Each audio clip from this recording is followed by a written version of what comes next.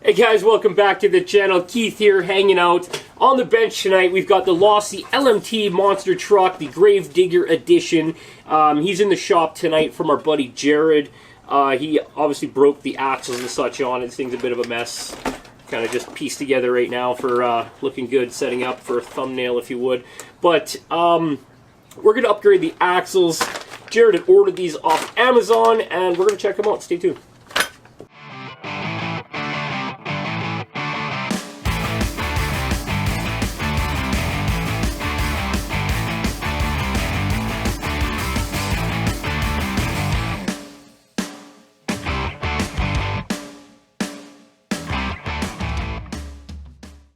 Okay guys, so the Losi Lmt platform came out, I think, 2 years ago. We absolutely love it. It is probably, as I tell everybody, the most fun RC vehicle I've driven in the last 25 years of playing with these things.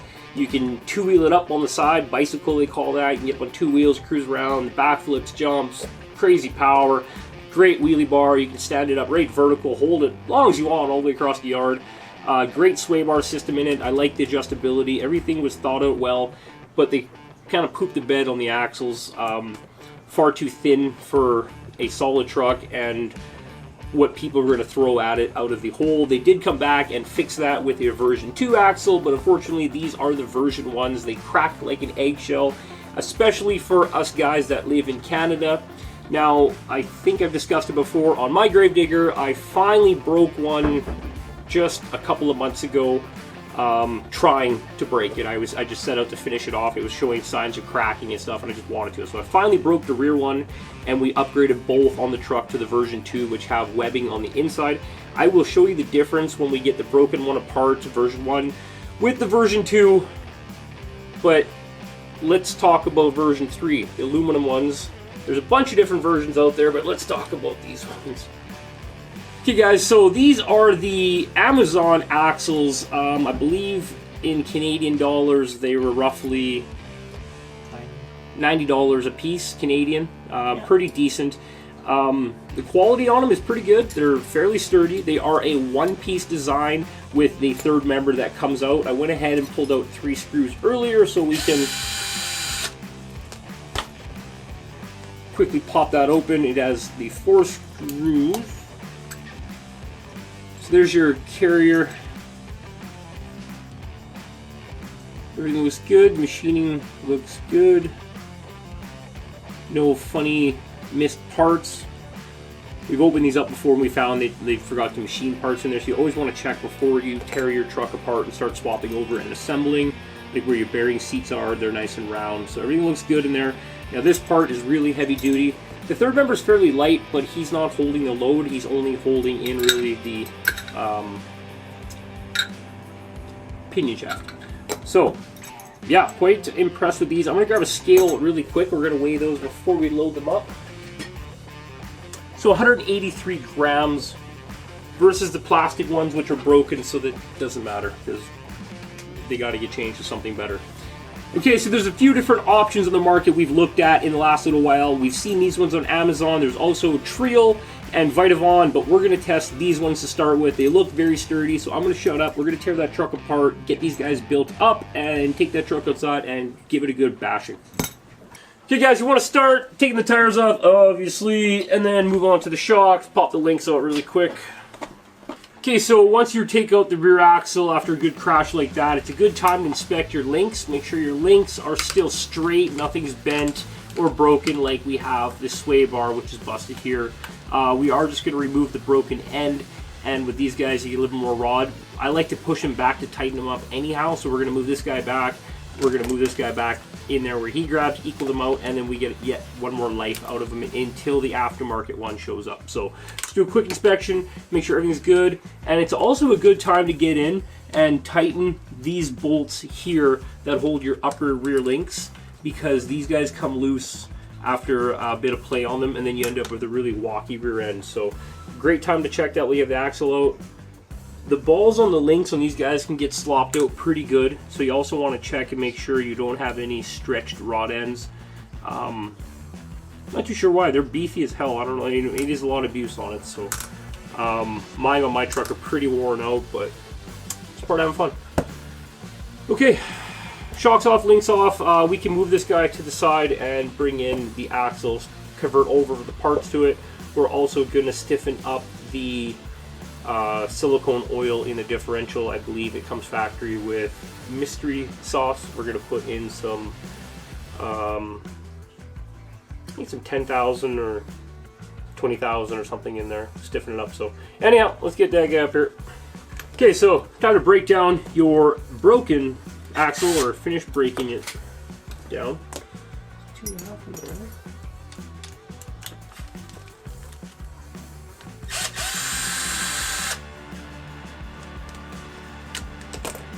You're going to need all the bearings and gears and such from there. All of the hardware in that kit seems to have been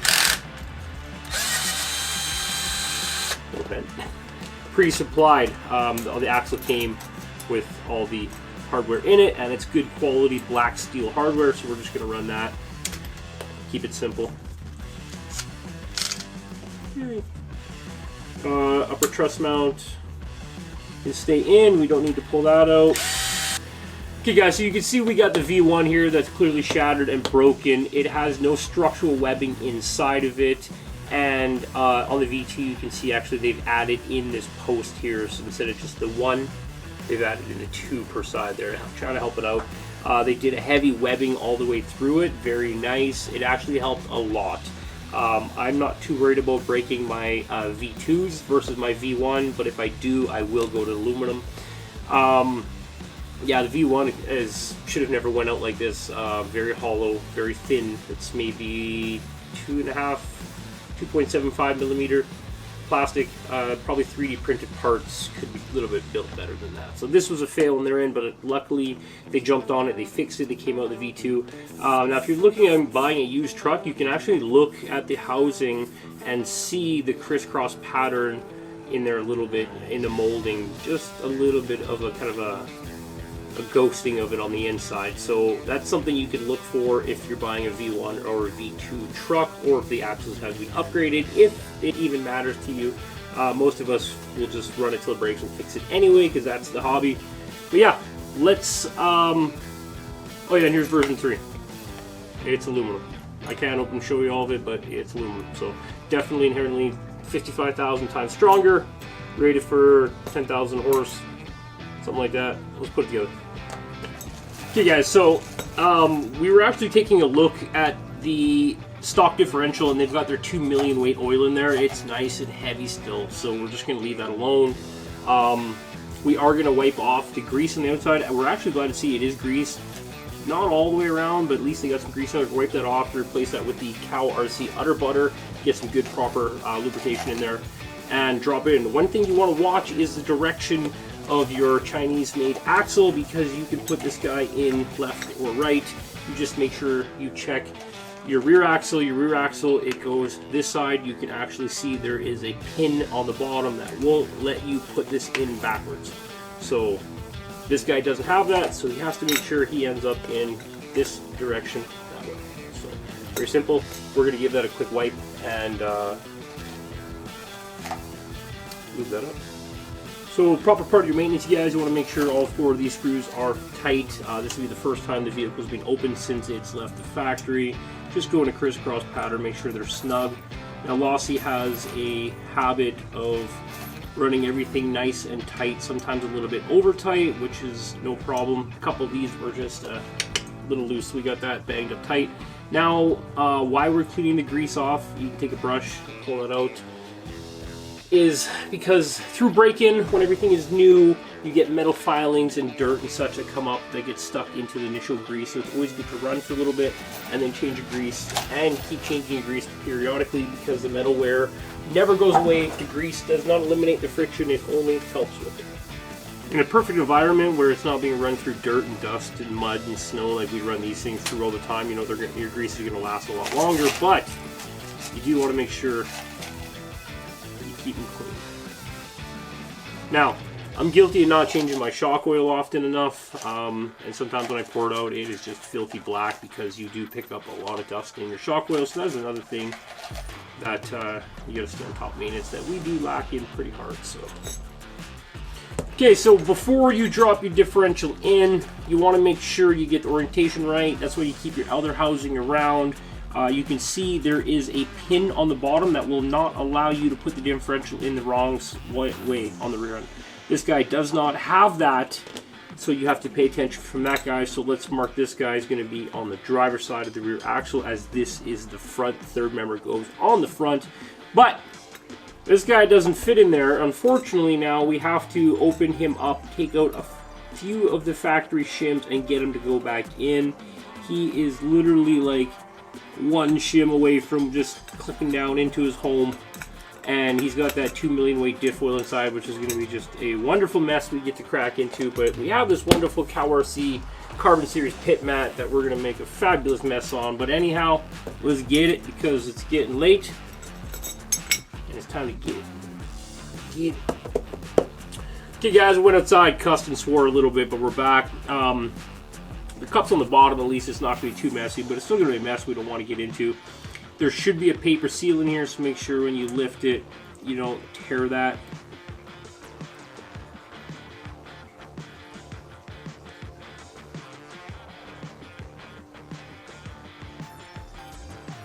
Yeah, not too bad actually. Paper seal is actually nice and secure on the top there, so.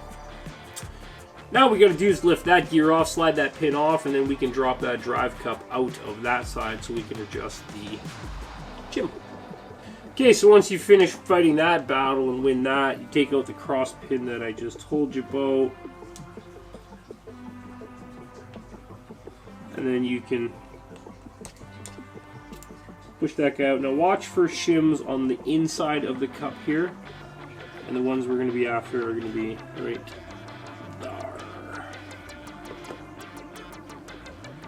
So your bearing, backseat bearing, as I suspected, 3 shims. Should I take a 1 and try it, or 2? There's a little snug. I think 2. There is a rubber O-ring on the inside of this diff cup underneath the inside. Kind of thrust washer. Just make sure you got that seated in there nicely. This stuff is thick and sticky. So you can see the pattern, how it lines up. Just make sure you get your holes lined up. Something you want to be twisting around once you plop it in. There you go. Now, to make your life simple, you can put 2 screws in, quickly test it, make sure it fits. If it does seem sloppy side to side, you are going to have to put 1 back in. You are. And then, once we put the pinion in, we can test the gear mesh. It can be tough to measure on this one. Fancy. Actually different.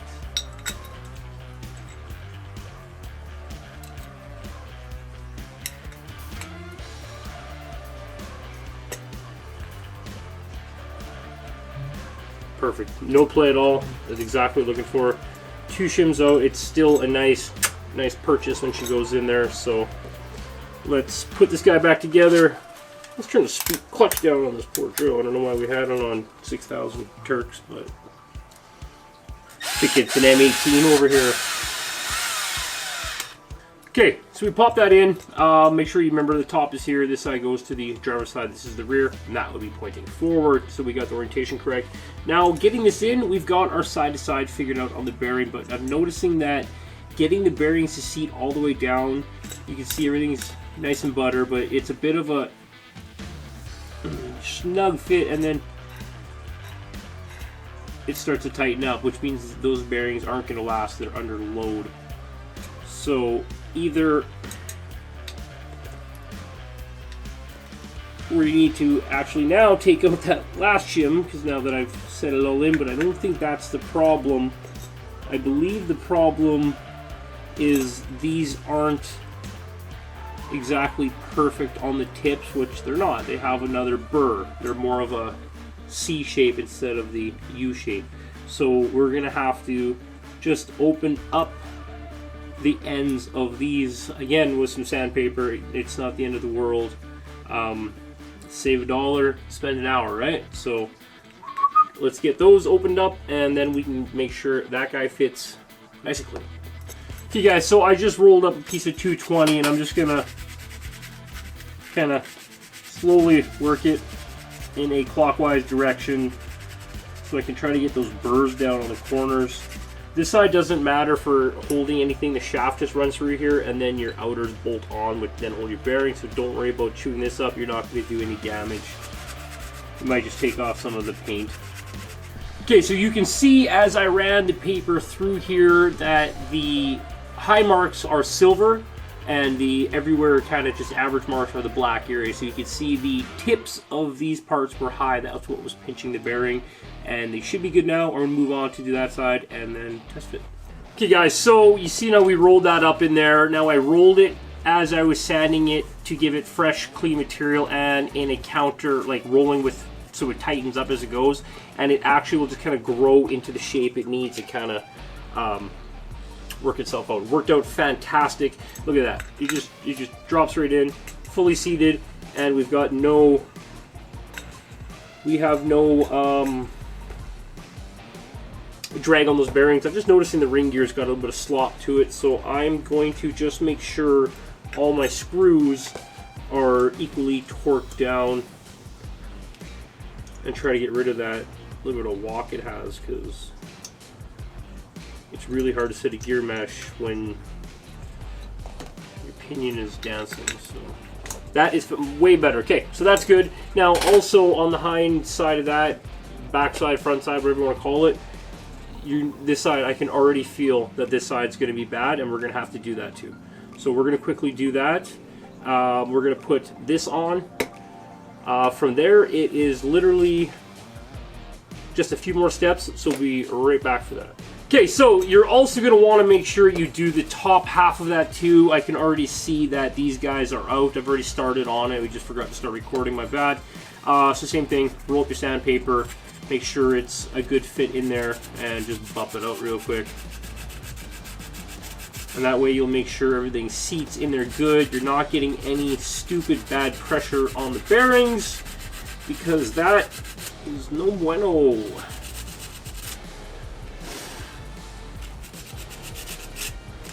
Okay, so you're going to want to test fit that.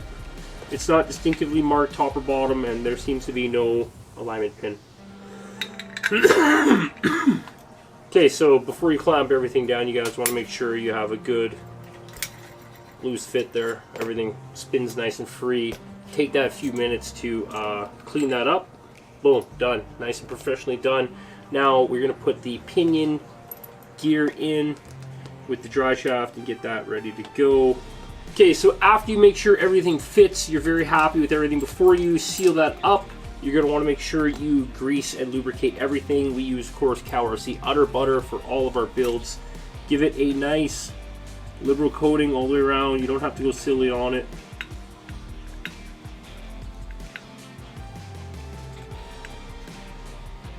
You guys pack their diffs. You can do whatever you want. If you plan on running in the wintertime and you have a grease heavy diff, you're going to see that when it gets cold. The Utter Butter is thin enough where that won't be an issue with the cold. I'm talking more of your over-the-counter heavy duty grease. What do you want to call it? Axle grease. Marine grease. Marine grease, yeah. There you go, Jared. Okay, throw this in. You want to make sure you lock tight your screws for that metal-to-metal connection on this. Lock tight them, or else you'll be blowing that apart in the first couple of runs. The threads on these are not the greatest. You want to make sure you have them nice and lined up, as this aluminum is not a high quality material. You will pull the threads out of it pretty quickly, but so far no complaints. It does feel heavier than other axles that we have bought in. Okay, so we want to make sure you guys go around crisscross pattern. Make sure everything is snug, snug, snug after the fact. Lock her right down. These are good size screws, 3mm screw, 2.5 cap head. You can put some torque into that. Just make sure you have even pressure and just don't go stupid. You will break them. Okay, so we know that works good. Everything's in. Now she's lubed up. Happy, happy, happy. We lubed up the pinion and the ring on it. Now, we're going to put the axles in. I like to put a little bit of grease on the inside dog bone there. He is going to be dealing with dirt, sand, dust, water, and stuff. So that just helps for longevity. I will do the outside once we get over there also. Throw that in. Now, we have these outer hubs. These are the plastic ones. We'll probably upgrade to the aluminum ones coming up, but anyhow, they are what gives you the toe on your solid rear axle. They've achieved it by making this piece. You can look on the end, the hole is more to the front, and if you look at it this way, it is a bit of an angle, which would give you 3 degrees of toe on the rear axle, which means your rear tires are towed in, which helps in wheelies and all that good fun stuff. So when you put it in, just make sure the thin side is forward. In your kit, you'll also get a set of these that are 0 degrees, just for freestyling and stuff like that. We found it still more fun to run the 3 degrees ones. So, here's one already assembled. You can tell by looking at it that this is the rear, this is the front, and on the inside there is some alignment marks for the stock axle we're no longer using. And we're going to add some grease into the cup and then assemble that together. I went a little heavy in the grease in there because I noticed there's a bit of rust on the bearing in there, and we're not going to swap it out because it is winter and it's just going to get beat up anyway.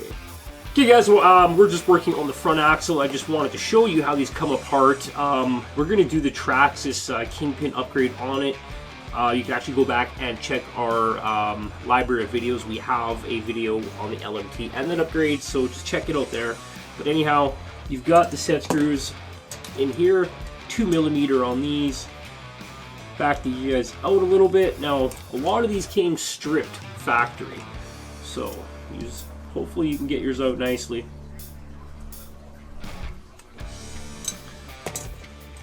And then you just pull out the pin. They'll just fall out too. The reason why we do the upgrade on that is we use a threaded hinge pin from Traxxas. Actually has a little ring of thread on the top, so about 3 threads on the top, and then the pins, we can drive that right down in there and then thread that into the plastic. If you're going to go to an aluminum hub like we're going to do in this truck, it's kind of pointless, but he's going to upgrade both the knuckle and the hub at the same time, so we can do the plastic upgrade. Okay, so let's finish popping this guy apart. Pull those 2 out, slide the pins out, and you can pull out the whole assembly. Now we can just leave that to slide right back in.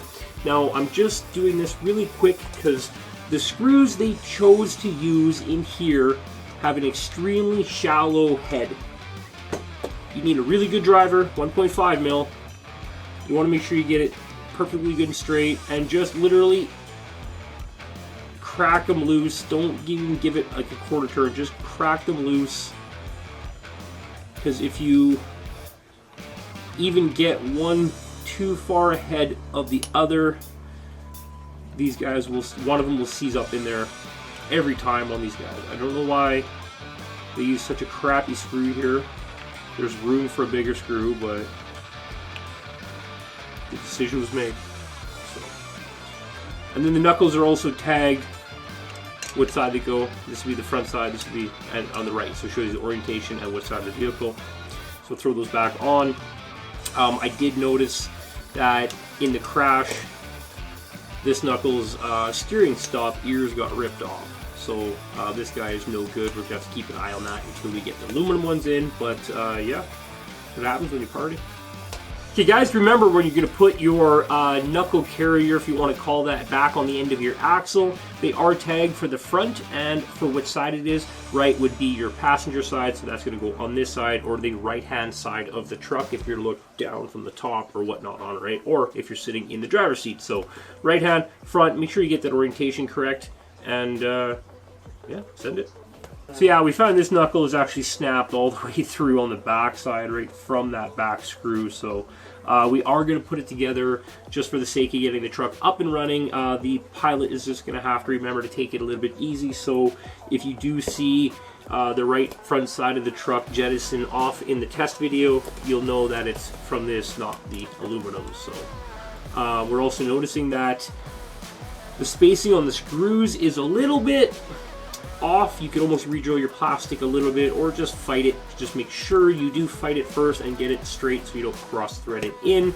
I'm sure once we go to the aluminum knuckles, they'll fit a little bit better. Okay guys, so I've got the two front links in, a bit of a pain in the butt, kind of finagled it off camera. Two front links got to go in, then you got to put your top servo plate back in. It's easier to flip the truck over, I just did it real quick. You guys will figure that out pretty simple. I wanted to show you on the drive shaft when they go back in, because you guys know we have to have these phased in the right orientation so your drive pins line up. If you have them clock funny, they'll rotate and chatter. On the LMT, you can only put the drive shaft together one way. There's one slot on the drive shaft tube. You probably won't be able to see it in there, but there's one of these notches out of the 6 that is in there that is a little bit fatter. Line that up with the fatter one on the drive shaft. It only goes together one way, and you will have the proper fitment. They are both marked. The drive shaft's marked with a little dot, an eye on the end, and this guy's marked with a little slot on the end there. So it shows me these two go together here, there, and it fits in nice. So. Okay, perfect. We're about ready just to finish putting the front links back in this monster, putting the front suspension on, and then I'll get a full shot of what it looks like with the axles. They look really good. We do have the rear sway bar that showed up this week when we're working on it with Amazon, so we're going to throw that into the rear also for them. Plus, we're also going to pop open this rear bottom transmission cover plate and put some cow RC grease in there, make sure the thing is nice and lubricated. And I might pull off the side cover here, just make sure everything is properly lubricated. But anyhow, I'm going to quickly throw the links back in. We'll jump back in a couple seconds when we got the truck back to a roller status. Okay guys, there you go. We've got the ultimate monster truck, the most fun RC that you could possibly buy. Go out and get one, you guys. We're not kidding when you tell you how much fun they are. Tough, fun, brushless, 3S battery, doesn't need no huge power requirements. Wheelies for days. You can do bicycles, backflips. You're gonna need to upgrade the axles at some point. You don't need to do aluminum, but you're gonna need to do the V2 unless you have a newer version. I don't know how to tell exactly on the box. You might have to look into that with your dealer. I know the King Sling we have up there has the new axles. We beat the crap out of that thing and it takes it.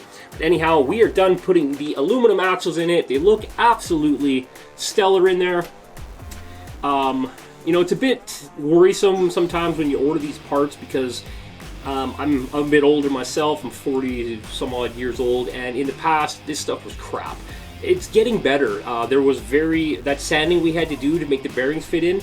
That's super minor, if you ask me. Now, if it was out around and the bearing just wouldn't sit down in there, then that would be a problem. But just to sand off a little bit of the cheeks on the end of the U shape, it's kind of like a C.